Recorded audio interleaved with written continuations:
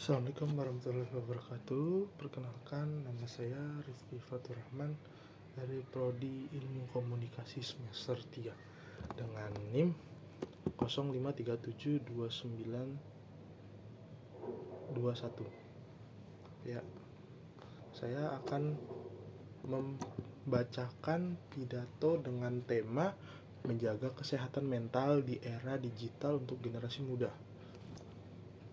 Di zaman sekarang, ketika kita bangun pagi hingga tidur malam, seringkali perangkat digital smartphone, media sosial, dan game online ada di tangan kita. Kita generasi muda yang tumbuh bersama arus digital, merasakan hiburan, belajar, bahkan menjalin persahabatan lewat layar. Namun, di balik kemudahan itu, ada sisi yang tak boleh kita abaikan, kesehatan mental kita. Hari ini, saya berbicara bukan hanya sebagai pembicara, tapi sebagai sahabat kalian yang ingin bersama menyadari bahwa menjaga kesehatan mental bukanlah hal yang opsional, melainkan keharusan, karena ketika kita sehat secara mental, kita bukan hanya bisa bertahan di era digital ini, tapi juga berkembang dan berkreasi dan menikmati hidup dengan penuh makna.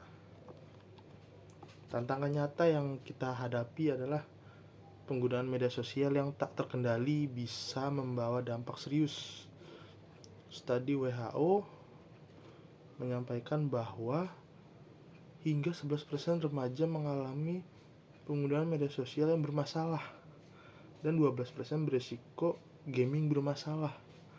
Organisasi Kesehatan Dunia +1, di satu sisi internet dan media sosial memberi ruang kreatif dan koneksi global. Tapi di sisi lain kita bisa terjebak dalam scrolling tanpa henti. Terus-terusan tuh kayak main HP, TikTok, terus-terusan nyampe malam. Dan merasa tekanan karena pada gambaran hidup yang tampak sempurna di layar.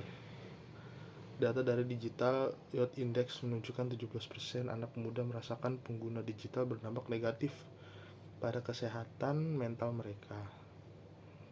Kedua, akibatnya rasa cemas, kayak gelisah gitu, rendahnya kepercayaan diri, gangguan tidur, atau ganggu banget sih kalau ganggu tidur, hingga keinginan untuk menyendiri, ya jadi introvert. Penelitian Kanada menemukan bahwa penggunaan media digital dengan kondisi seperti ini terkait dengan depresi dan ide bunuh diri di kalangan remaja. Serem juga ya. 3. Bagaimana cara meresponnya? Berikut langkah-langkah praktis yang bisa kita lakukan. Tetapkan batasan waktu layar. Misalkan kita main HP nih, kasih waktu nih berapa menit, nanti istirahat lagi. Itu bikin mata capek sih sebenarnya.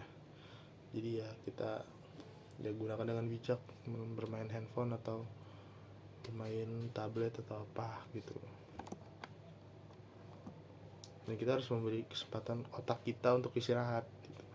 Membangun kebiasaan digital yang sehat.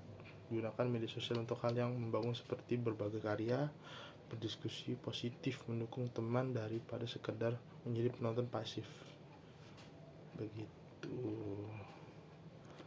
Teman-teman, sebagai generasi hidup di antara dua dunia, yang nyata dan digital, kita punya kesempatan besar untuk menjadi teknologi sahabat kita, bukan musuh. Menjaga kesehatan mental di era digital bukan sekedar tugas individu, melainkan tanggung jawab bersama. Mari kita mulai dari hal kecil. 1 hari tanpa gadget sebelum tidur, bisa gak tuh? 1 jam ngobrol aja sama keluarga, sama orang tua, kalau udah nikah sama istri gitu. Itu positif buat kita. Dengan langkah-langkah kecil kita bisa membentuk gaya hidup digital yang lebih sehat. Semoga kita bisa tumbuh menjadi generasi yang tangguh secara mental, kreatif secara digital, dan penuh empati dalam kehidupan nyata. Terima kasih atas perhatian teman-teman semuanya. Semoga bermanfaat yang saya sampaikan, dan mari kita jaga diri kita dan satu sama lain. Terima kasih.